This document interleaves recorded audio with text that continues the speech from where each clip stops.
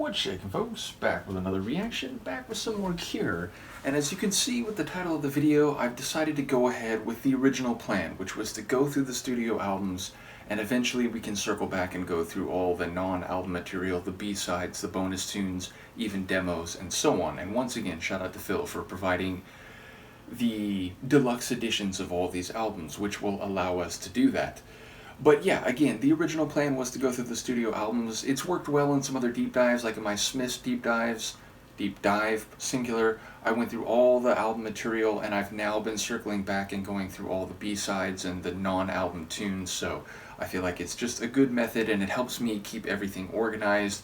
And I think there was some disagreement anyway in the comments about which tunes from the era of the last album that weren't on the record proper might be worth listening to, so yes, it'll just be simpler for the time being to go through the proper albums, and eventually we'll come back, and again, I'll try to keep on this pace of doing Cure Thursdays. Every once in a while I'll do like 2-for-1s, so I know their catalog is huge, so I will continue to try to be as energetic as I can in this deep dive.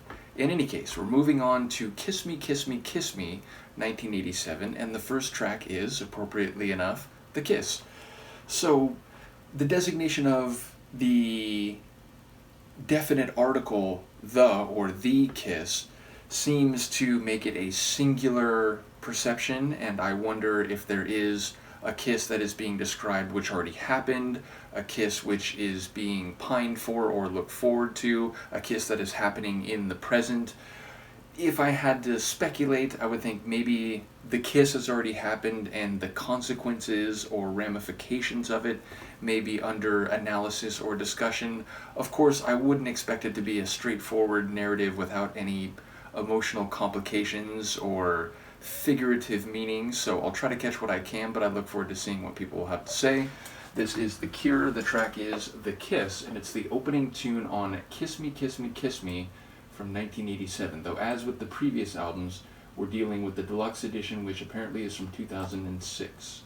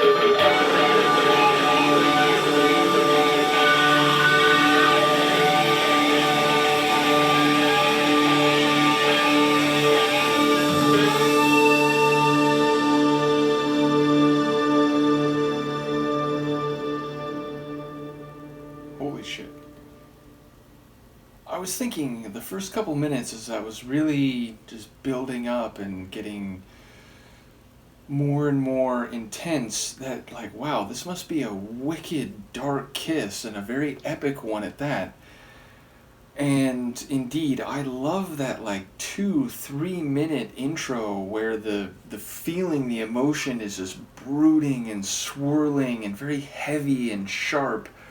And then it's like it just explodes into the brief vocal section, which feels like a lashing out, an explosion of sentiment built upon this mounting, erupting volcano of feeling.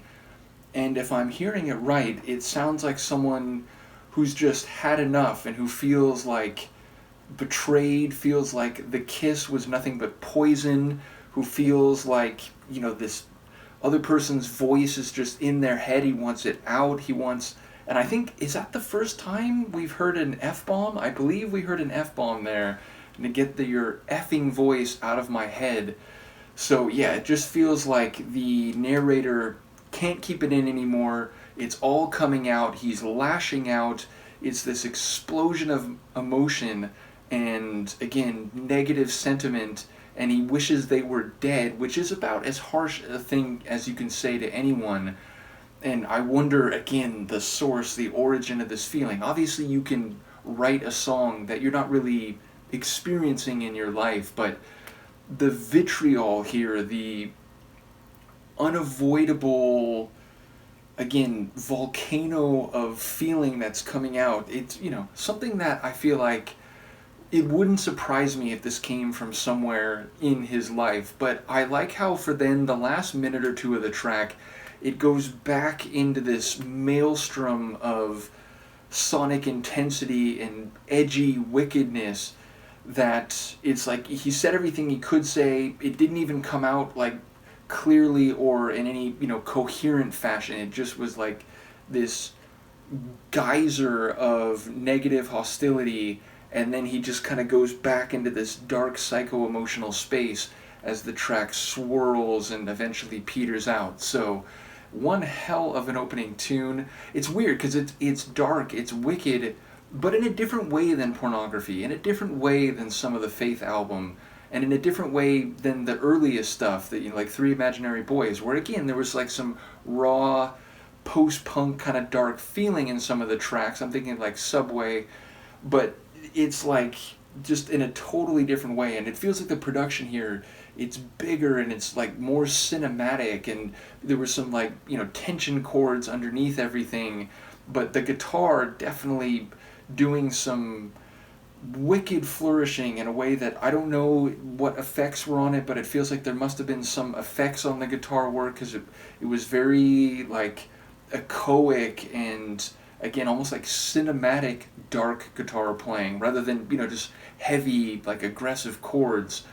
So a really stunning opener. Absolutely loved it.